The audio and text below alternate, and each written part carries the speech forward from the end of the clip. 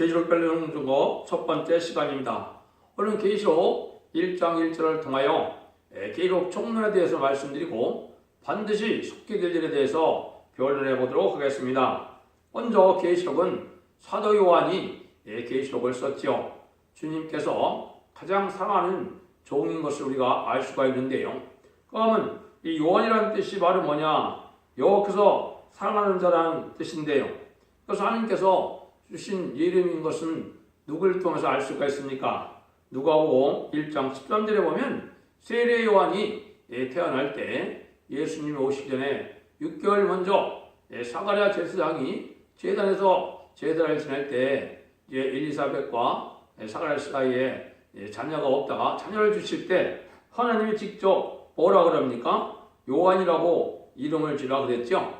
그러니까 이것이 하나님을 사랑하는 자는 하나님이 이렇게 사명자는 특별한 또 이름을 준 것을 알 수가 있고 모든 선지자의 이름도 보면 다 의미가 있거든요. 그런 거랑 마찬가지로 이 사명적인 이름이 참으로 중요합니다.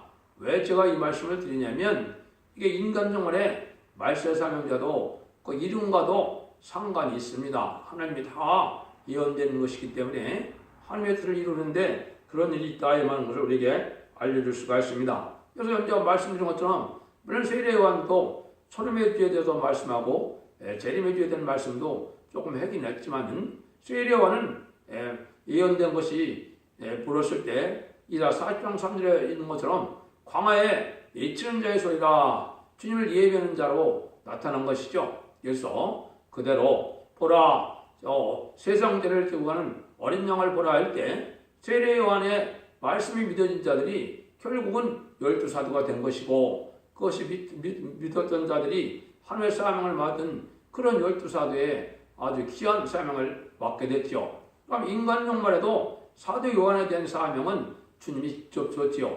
그래서 우리가 아시는 것처럼 계시록 20장에 보면 사도 요한 보고 너를 머물게 두는 사명이다 그런 얘기를 했거든요. 그래서 요한복음 21장 21절에 보면 머물게 하는 사명이기 때문에 베드로 보고 너하고는 상관이 없다 이랬죠. 그래서 이제 같은 사도지만은 베드로는 천국 복음의 사도고 그래서 초림의주를 영접하는 그런 사도로 쓰임받은 걸 알 수가 있고 사도 요한은 제레미주를 영접하기 위하여 준비된 사명자라는 것을 알 수가 있습니다. 그래서 그 사명을 감당한 것이 바로 이 계시록을 쓴 것이 된 것이죠. 이건 참으로 놀라운 사명이고 참으로 귀한 사명이라는 것을 우리가 알 수 있는데요. 그래서 이 사도 요한의 이제 사명의 기대자가 바로 누구냐? 이게 바로 14만 4천 명의 변화성도입니다. 그래서 이제 14만 4천 명의 변화성도를 일으킬 선구적인 종이 나오는 것이 가장 중요한 일인데 그것을 이제 이 변론을 통하여 알 수 있게 됩니다. 그래서 이것은 같은 성령의 역사이기 때문에 그것은 다 같은 사명의 기대자가 되고 또 같은 말씀이 되는 겁니다. 그래서 이것을 대례형이다 그렇게 말씀하는 거거든요.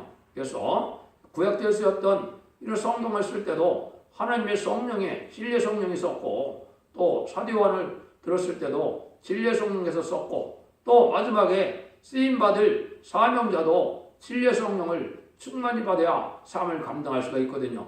이런 것들이 그래서 사람의 생각과 뜻으로 되어지는 것이 아니다. 그걸 우리가 알 수가 있거든요. 그래서 이 사도 요한에게 사명의 기대자가 된 것을 어떻게 얘기를 했습니까? 첫 번째는 하나는 이제 마가복음 3장 17절에 보면 이제 새 이름을 주었는데 이 새 이름을 써먹질 않았지요.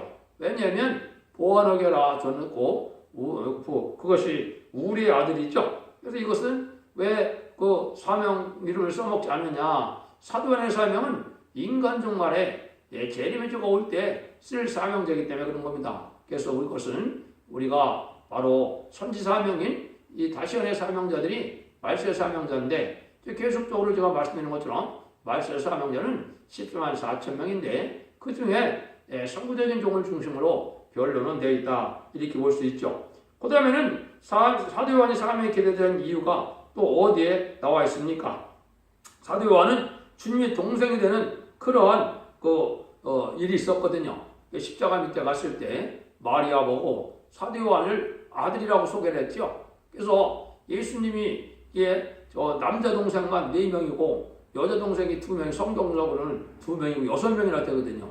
그런데 사도 요한에게 아들이라고 하는 것 자체는 이게 예수님의 친정한 동생이 된 것이고 사명을 이어받은 자라는 것을 우리가 알 수가 있는 겁니다. 그래서 천매지를 영접하는 데는 세례 요한이 쓰임받고 제레미를 영접하는 데는 사도 요한이 쓰임받는데 사도 요한은 이제 1900년 전에 이것을 썼으니까 이제 그것을 사명 기대자들이 나와서 인간 정말에 이 예언서를 계시록을 푸는 자가 나오게 되는 것이죠. 그래서 이 계시라는 것은 하나님의 숨은 비밀을 드러내주는 것이 계시인데 하나님의 계시니까 여기는 그리스도의 계시라고 그랬지만은 그래서 그리스도의 계시니까 주님이 가르쳐주지 않고 하나님이 알려주지 않으면 알 수가 없는 것이죠. 그래서 이것은 인간적인 학문이나 언어학적이나 신학적이나 이런 곳에서 풀어질 내용이 아닙니다. 이것은 철저히 하나님의 뜻에 따라 성령의 감화 감동을 받아야 되고 그래야 성경은 하나님의 뜻을 알아야 되는 것이고 하나님의 뜻대로 해서 그래야 그게 의미가 있는 것이 되는 것이지 인간이 막 각종 억측을 한다고 해서 그건 하나님의 뜻하고는 상관이 없는 거고 오히려 계시록 증거는 그것이 오히려 죄가 된다는 사실을 아셔야 됩니다. 그래서 성령과 신부하신 말씀을 가감하는 자들은 재앙을 받게 된다 그랬는데 그것은 지금 이 시대에 그것이 해당되는 말입니다. 그러면 이제 이 사명의 계좌자라고 그랬으니까 인간 정말에 그 사명이 되는 성경에 어떻게 연대했나요? 몇 군데만 소개 올리겠습니다. 이사 19장 20절에는 한 구원자 보호자라고 그랬거든요. 이것도 여러 가지 해석이 가능하지만 이거는 14.4명의 선구적인 종을 뜻한 것이다 이렇게 볼 수가 있습니다. 그 종은 어떤 종이냐? 스가랴 4장 10절에는 다림질을 지은 종이다 그렇게 되어 있습니다. 다림질이라는 것은 예언서 기식의 본문을 성경 본문대로 하나님의 뜻대로 변론할 수 있는 종을 뜻한 거거든요. 이것이 하나님이 예언된 사람이다 이렇게 볼 수가 있고 그 종은 또 학개서 2장 23절에 보면 인을 삼을 종이다 그랬습니다. 이것은 인의 권세를 주는 것이거든요. 그래서 인의 권세를 받은 종이 계시록 7장 3절 4절에 보면 우리 종들의 임하여 임치까지 땅이나 바다나 나무나 해야지 말라 그랬죠. 그 13, 4천명을 일으킬 종을 뜻한 거거든요. 이 종은 부패되고 타락한 시대에 새로 나오는 종이라는 뜻으로 스가랴 3장 8절에는 순이라는 말을 썼고 또 스가랴 6장 15절로 순이라는 말을 썼거든요. 이것이 하나님의 예언된 섭리인데 14.4점이 다 순의 종이지만은 성부적인 종은 또 뜻된 것이다 이렇게 보거든요. 또 한 가지 이제 예언된 것이 하나 있는데 그것은 시편 40편 7절에 보면 이렇게 예언이 되어 있어요. 그때 내가 말하기를 내가 왔나이다. 나를 가리켜 기록한 것이 두루마리 책에 있나이다. 이게 말세의 사명자로 쓰임받을 종이 이름이 성경에 기록 두루마리 책에 기록되어 있다. 이렇게 얘기했죠. 이게 말세의 대표적인 사명자된 예언이다. 그 계시록 쪽에서는 어떻게 됐어요? 계시록 쪽으로는 10장 11절에 다시 일어나는 자다. 또 시계시록 11장 1절에는 바로 그 종이 지지판 같은 갈대를 가지고 청량하는 자다 그랬어요. 이것이 바로 뭐냐? 다림질의 말씀을 전할 종인데 계시록 12장 5절에서는 장차 철장으로 마음을 다스릴 철장된 아이다 그랬죠. 이것이 하나님의 말씀의 사명자로 예언된 종이거든요. 이 종이야만 하나님이 이 계시록 온전히 해석할 수 있는 그런 뜻이 있고 이 말씀대로 하나님 될 것을 말씀했죠. 그런데 이 계시록에는 무슨 내용이 들어가느냐? 주님의 재림과 심판으로 정마의 상력을 없이 하고 이제는 그리스도 나라를 이루어 천지차 공존을 목적을 달성하는데 재림을 영접할 사명자는 14만 4천 명이라는 것인데 14만 4천의 변호성들을 일으켜서 100만 땅 군대를 이루는 일이다 이렇게 볼 수가 있거든요. 그래서 첫대기의 사명자는 다시의 사명자인데 권리 행사를 줘서 철저한 권세로 이제 세상을 심판할 때 쓰임받는 종인데 시장평화 왕국을 이루어서 하나님이 에덴 동산을 회복해서 본래 주고자 하는 축복을 다시 찾아주는 것이 하나님의 뜻을 이루는 일이거든요. 그래서 하나님께서 그것을 하기 위해서 이걸 비밀로 이걸 체계적으로 조직적으로 알려준 책이 바로 이 계시록인 것입니다. 그래서 계시록을 알아야 선지서를 알 수 있고 또 선지서를 알아야 계시록을 온전히 알 수 있도록 이렇게 되어 있거든요. 그래서 전체적인 시간적인 타임의 체계는 계시록에 있지만은 그 순간순간에 어떻게 진행될 것은 예언서에 다 숨겨져 있는 겁니다. 그래서 예언서와 계시록이 동시에 다 열리지 않으면 완전 변론에 이를 수 없는 것이다. 그래서 세계통일의 교훈이 여기에 있는데 그걸 통하여 하나님의 뜻을 이루어서 완전한 성전화를 이루는 것이 하나님의 뜻이다. 그래서 계시록을 맞아서는 하나님이 어떤 목적으로 하시느냐, 또 하나님 완전한 약속에 계셔서 또 완전한 역사가 있고 완전한 승리가 있고 완전한 안심을 주시는 하나님의 섭리를 위해서 예수님이 도성임신하여 십자가에 주신 것은 완전한 영원한 속죄를 이루어서 그거 열매로 말미암아 이제 하나님 백성을 삼는 일이 2000년 동안 천국 복음 시대가 있었고 말세 복음인 이 예언서 계시록은 계시록 10장 16절에는 영원한 복음이라고 그랬는데 죽음을 맛보지 않고 재림을 영접하고 죽음을 상관없이 이제 새 시대에 복락을 누리는 게 할 목적으로 성경을 주셨다. 이렇게 볼 수가 있는 겁니다. 그래서 계시록을 통하여 이 세상의 천년왕국을 이루는 일인데 이걸 이제 성경적으로 보면 이 마태복음 1장 10절에서는 천국복음이라고 그랬고 고린도전서 1장 18절에서는 십자가에 도라고 그랬죠.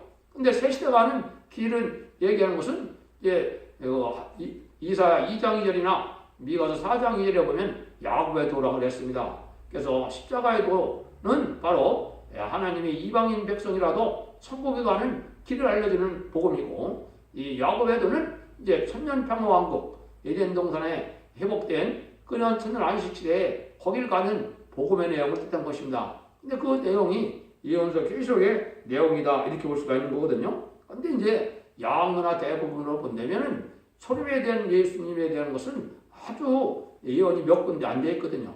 한 14군데밖에 예언이 안 되어 있거든요. 대부분 다 재림에 대해서 장어 예언된 것이 예언서거든요. 그러니까 그래서 그 대부분의 내용은 왜 그렇습니까? 그 복음에는 예수님이 직접 오셔서 사복음서에 복음의 내용을 얘기를 했기 때문에 이 지금 예언서에 들어있는 것은 다 말세 복음인 하나님의 비밀이고 영원한 비밀이 되는 겁니다. 이렇게 해서 하나님의 역사가 이제 이루어서 천년평화를 이루기 위해서 이 계시록을 우리에게 주신 건데요. 계시록을 간단히 이제 요소를 좀 말씀을 드리면 7개 대한 편지로서 주님이 이제 교회를 심판할 때 심판받을 행위와 심판받지 않고 남을 교회 신앙 노선을 가르쳤다. 그래서 이대로 해야만 이기는 자의 반에 들어갔고 이기는 자의 받는 상급에 대해서 또 언급을 하셨죠. 7 나팔은 종말적인 환란이 올 때 어떻게 환란이 오는 순서를 얘기했고 그 환란 때 어떻게 살았느냐 이 비밀을 얘기했다 이렇게 볼 수가 있습니다. 또 7위는 이 시대를 어떻게 분별해서 때를 알고 각성하고 신앙 준비하는 뜻으로 이 인을 얘기를 한 겁니다. 7대장은 예언의 말씀을 지키지 않는 자들, 후 3년 만에 짐승의 표를 받은 자들이 심판받는 내용을 얘기한 것이고 마지막에 심판이 끝나는 것은 아무개돈 던지는 것을 얘기를 했습니다. 이래서 이제 계시록이 이런 비밀로 내어 있는데 간단히 이제 목적을 다시 설명해 드리자면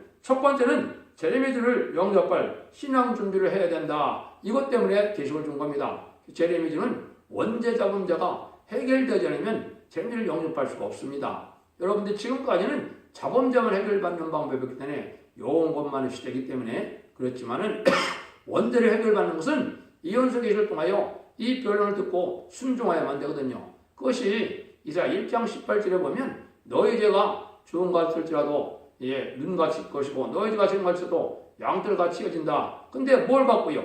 변론을 말씀을 듣고 서로 변론하자 그랬지 하나님이. 그래서 이 예언서 계시록을 읽고 듣고 지키면 그거는 복을 누리게 된 거거든요. 그래서 계시록을 주신 거고 두 번째는 다시 현재 사명자가 이 시대에 나타나야 하늘에서 이루어갈 수 있는 첫 대교가 이루어지고 첫 대교를 통하여 인간 종문의 끝을 맺는 역사로서 하늘에서를 이룰 수가 있기 때문에 시대적인 사명자를 이루게 나올 것을 말씀한 것이 계시록이다. 그 다음에는 이제 계시록 10장 7절에 보면 하나님의 비밀이 7째 천사가 이제 나팔을 불게 될 때 그종 선지자들에게 하신 하나님의 비밀이 다 이룬다 했거든요. 그 하나님의 비밀이 어디에 있다고요? 예언서 17권에 들어가 있는 겁니다. 이 비밀을 알게 하는 사명자가 다시안의 사명자다 이 말입니다.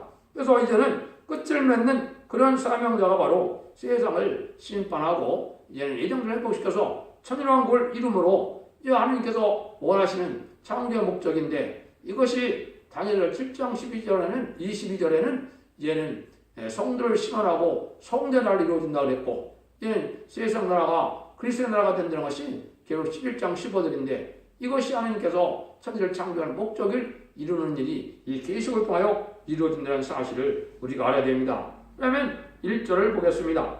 예수 그리스도의 계시라 이는 하나님의 그에게 주사 반드시 속게 될 일을 그 종들에게 보이시라고 그 천사를 그 종관에게 보내어 지시한 것이라. 그래서 인간이 하나님의 계시를 알 수가 없는 거고 그 의미를 알려줘야 알 수 있는 것인데 반드시 속게 될 일이 있다 이 말이죠. 하나님의 뜻을 이루기에는 마귀가 사용되고 성령의 역사가 사용되는 겁니다. 성령의 역사가 사용되는 것은 하나님의 종이고 마귀 역사가 사용되는 것은 마귀의 도구가 된 인간들이 되겠죠. 그래서 사도 바울도 데살로니가후서 2장 3절에 보면 불배아들이 나타나기 전에 배도하는 일이 있기 전에는 재림의 주가 오지 않는다 이렇게 얘기했거든요. 그래서 지금도 배도하는 일이 또 있겠지만은 이게 성경적으로 배도하는 일은 언제 있었는 거냐? 1911년 스탈린이 신학생이었다 타락해서 이제 공산당이 이 세상에 등장해서 유물론, 무신론, 공산주의 사상을 마귀 이론으로 이 세상을 세력화된 것이 이게 허락받은 마귀가 나오는 거거든요. 그래서 이때가 바로 반드시 속게 되는 언제냐? 성경적으로는 4대 병마가 나올 때, 4대 강국이 나올 때가 인간 종말이라고 성경이 되어 있는 겁니다. 그래서 이제 성경 계시록 6장 이제 4절에 같은 허락 같은 마귀는 1917년에 20세기 초에 나타났지만은 이제 스가랴 1장에서 홍마가 나타나게 될 때가 이제 전도가 시작될 때였는데 이것은 홍마는 말이 뭐냐? 1966년에서 1976년에 이제 중공에서 문화 대혁명이 있을 때 홍위병들이 나타났죠. 그때를 얘기한 겁니다. 그다음에는 이제 4대 병마 중에서도 이제는 청황생활 시대가 나올 때가 이게 마지막 종말인데 이제 70년대 초부터 이제 소련과 중공에서 뒷땅들에서 이제 핑퐁 외교니 뒷땅뜨니 해갖고 이제는 개방이 되기 시작했거든요. 이게 미혹의 시대가 시작된 거거든요. 근데 한국 쪽으로는 이제 언제입니까? 이러한 그 청황장말 시대, 이런 그 언론갈 시대가 인간 종말의 끝인데 이때가 한국에는 어떻게 되겠습니까? 김대중 정권과 노무현 정권, 지금의 이제 문재인 정권이 바로 이 시대에 해당되는 겁니다. 이것이 나타나는 것은 심판대가 임박하다 이때를 알려주는 거거든요. 이게 하나님께서 마귀를 통하여 속게 될 일들이다 이 말이거든요. 그럼 하나님께서 속게 될 일들은 언제라고 볼 수가 있습니까? 이것은 종말의 변론을 완전히 할 수 있는 기록 10장 11절에 다시안의 사명자의 대표가 나오는 것이 인간 종말에 속게 될 일이거든요. 이건 하루아침에 되는 일이 아니기 때문에 말씀에 응한 자밖에 응답받은 자밖에 하나님이 이제는 키우는 자밖에는 알 수가 없는 것이죠. 그래서 성권의 간친종이라고도 예언이 되어 있고 아까 얘기했듯이 시편 40편 7절에는 두루마리에 기록된 종이다 이렇게도 얘기를 했거든요. 그래서 예제정간에 쓰여지는 종이 나와야 되는데 이것이 이제 섭득의 사망자고 다림질의 진리로 청량하는 역사가 있게 된다 이 말이거든요. 다림질의 진리라는 것은 심판의 기준이 되는 이러한 이온서 계시록의 성경 본문의 해석의 변론을 뜻했거든요. 이것은 인간의 머리로 이론적으로 되는 것이 아니고 성경 본문 그대로를 하나님이 어떤 뜻으로 말씀하시고 기록한 것이냐 2500년 전에나 2700년 전에 쓰였던 모든 예언서를 이 시대에 맞게 해석할 수 있고 변론해주는 종의 이러한 변론을 뜻했거든요. 이 변론하고 난 다음에는 이 변론대로 순종하면 죽지 않고 새 시대가 가고 또 변론을 순종치 않으면 심판의 환영한 자한테 멸망을 당한다 이 말이거든요. 그래서 이것을 우리에게 알려준 것이다. 그래서 이런 대표종이 나와서 이제는 연달시켜서 성대 나라를 이루고 이제는 그리스도의 나라인 것이 하나님의 뜻이다 이 말이죠. 그래서 이런 일들에서 첫대계의 사자가 첫 번째 자신의 사명을 할 때 청량함으로 말미암아 제일 먼저 하시는 것이 진리 통일인 겁니다. 지금까지는 진리가 조금 가감돼도 하나님이 예수님이 구세해주고 우리의 십자가의 희생을 해서 우리들을 산 것을 믿고 부활 승천해서 성령을 보내주시는 주님을 믿으면 중생받는 일은 뭐 교단과 교파와 상관이 없고 탈선되지 않고 이단만 아니면 구원의 역사가 2000년 동안 내려온 것이죠. 그래서 지금이 이제 21세기니까 바로 2000년 이 시대에도 어떻게 했겠어요?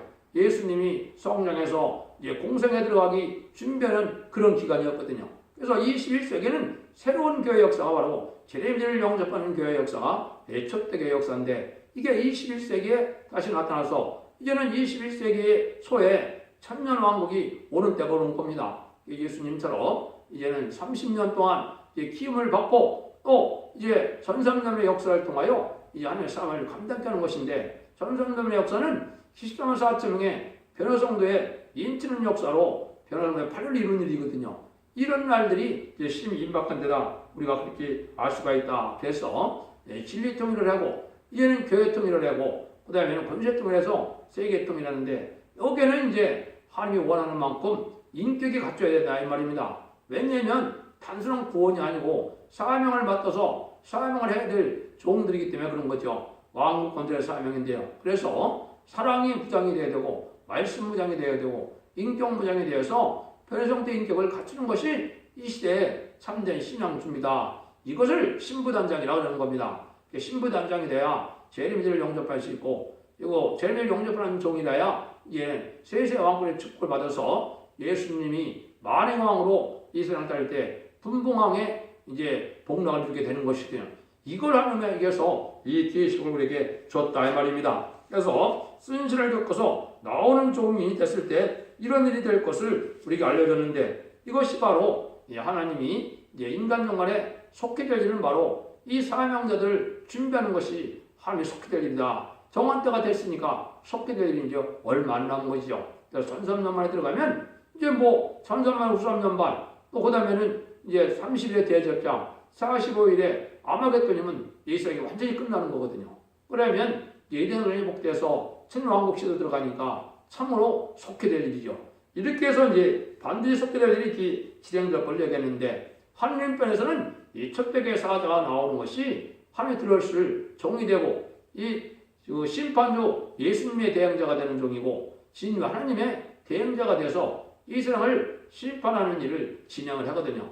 그 준비가 바로 14만 4천 명의 표성을 일으킵니다. 그랬습니다. 그래서 이 계시록을 바로 증거하는 종은 어떤 종이냐? 이것은 간단히 얘기하면은 진리의 대표적인 종이 있어야 되는데, 그 정도로 진리의 청량을 받게 된다는 것을 뜻하는데, 그것은 세임을 받고 별용문들을 받은 신창조를 받은 종이거든요. 이것이 이제 구체적으로 이사야 성경에 많이 예언이 되어 있죠. 어떤 종이 어떤 은혜를 받아야 이게 할 수 있다는 것이 얘기가 됐고, 두 번째는 이 종이 재앙으로 땅을 치는 권세를 받아갖고, 이제는 모세가 이 10가지 재앙으로 애굽 땅에서 이스라엘 백성들을 구원하는 것처럼 이 세상에 심판이 올 때 재앙을 땅이는 것들로서 이제는 공산당 지역에도 하나님의 택한 백성을 구원하는 역사가 있을 것을 기록 11장에 얘기했거든요. 이런 일이 있어야 될 걸 얘기한 것이고, 그래서 이 종이 나오면 완전한 첩대결을 이루는데 완전 배려를 할 수 있는 종이 있어야 하나님의 뜻을 이룰 수 있다 이 말이거든요. 이걸 이제 말씀에 비치고, 이 빛을 발하는 것이 이제 마귀의 세력을 이기는 이런 원동력이 되는 것이거든요. 그래서 지금은 빛과 어둠의 싸움인데, 이제 온 세상이 어둠으로 꽉 찬 세상이 된 거거든요. 이것이 이제 이사야 60장 1절 2절에 보면 그렇게 되어 있죠. 그래서 이 새 시대가는 말씀의 빛을 알지 못하고 재미를 영접하는 신앙 준비를 알지 못하고, 또 제 변화승천할 이런 변화승천되는 복음의 내용을 알지 못하고 그냥 이제 유물론 공산주의 사상으로 무리들어서 과학만능적으로, 물질만능적으로, 인간의 지식으로, 인간의 철학으로 세상을 사는 것처럼 가르치고 있거든요.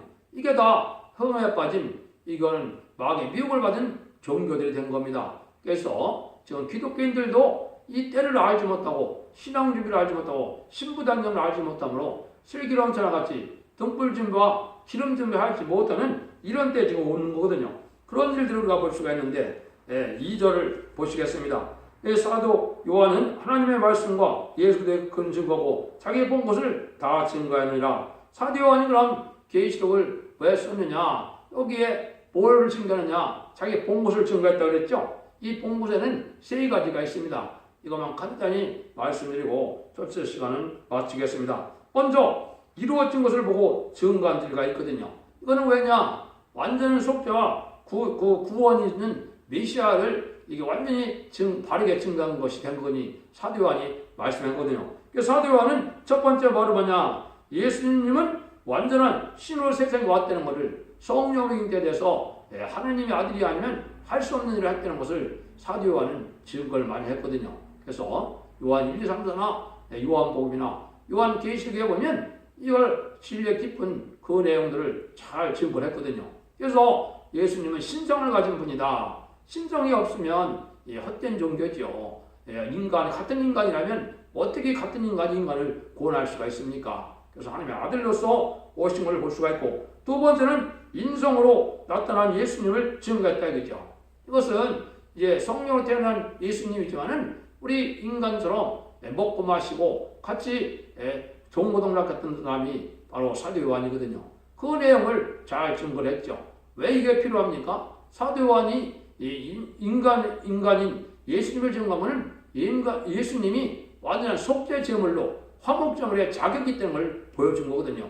죄가 있어서도 안 되고 또 인간의 몸이 없어도 안 되는 거거든요. 제물의 자격이. 그래서 요한일서 이제 1장 5절 6절 보면 예수님을 물과 피로 임한 자라 그랬거든요.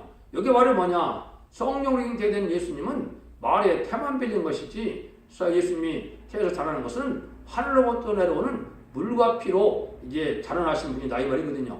인간의 물질로 자라는 분이 아니거든요. 그래서 이분이 바로 죄가 없으신 분으로 탄생돼서 그런 역사를 하셨다는 것을 이제 같이 땀을 흘리고 또 같이 동고동락하고 이런 모습을 다 사도가 증거를 했거든요. 세 번째는 뭘 증거하느냐? 완전히 승리를 이루었다는 것을 증거를 했거든요. 요한복음 19장 30절에 보면 사도 요한만이 이제 십자가 밑에까지 갔죠. 예수님이 십자가 들어갈 때 마지막 가상천 중에 마지막 말씀할 때 다 이루었다는 그 내용을 똑똑히 목도했거든요. 이걸 증거한 것이 이루어진 것을 보고 증거한 거고, 이제 하나는 또 이게 있는 일이다. 1장 10절에 나오는데 이게 있는 일은 그때 당시에 아시아에 있는 7교회에 관한 표언지로 말씀했거든요. 이 표언지에서는 재림일을 영접할 첫대 교회는 어떠한 신앙의 노선을 가야 되고 어떤 표준이 있어야 되느냐. 이것은 책망받을 일이 있고 칭찬받을 일인데 책망받을 일을 고치지 않으면 재림일을 영접할 수 없다 이 말이거든요. 그래서 그 종들이 바로 이기는 종들에 대해서 이기는 자의 축복에 대해서 7교회에 자세히 얘기했거든요. 이기는 자의 축복은 바로 뭐냐? 새 시대, 천왕국 시대에 왕권 받아서 죽지 않고 이제 새 시대 전통을 누리는 일들을 약속을 했거든요. 그래서 7교회를 통해서 그걸 알려준 것이 이제 있는 일이고, 근데 그 다음에는 이제 앞으로 될 일을 증거했거든요. 앞으로 될 일은 바로 환란장에서 어떻게 충성받은 기독교인들이 구원함을 받고 마지막으로 택한 백성들이 구원을 받고 어떤 자들이 이제 멸망을 당하느냐, 그런 역사가 진행되려는 것이 이제 대표적인 종이 나와서 마지막 변론의 역사가 나타나는 일이다 이 얘기를 했죠. 그래서 지지판 같은 갈대를 갖고 나타나는 종이 인간종의 청량불을 잡은 종인데, 이 종을 통하여 완전한 첫대교를 이루고 첫대교에서 14만 상층의 변성을 일으킨 것이 재림일을 영접하는 신앙 준비를 시키는 일이다. 이것이 인간종의 마지막 대리를 얘기한 거거든요. 그래서 계시록에는 세 가지 증거 내용이 있는 겁니다. 첫 번째, 부활하신 예수님이 증거한 것은 이제 이 땅에 마땅히 될 일들, 심판의 역사와 복음의 역사, 구원의 역사가 있는 것을 증거를 했죠. 사복음서에 보면 정확히 증거를 많이 하셨죠. 그 다음에는 이제 요한이 본대를 증거한 것이 지금 말하는 것은 이 세 가지를 증거한 겁니다.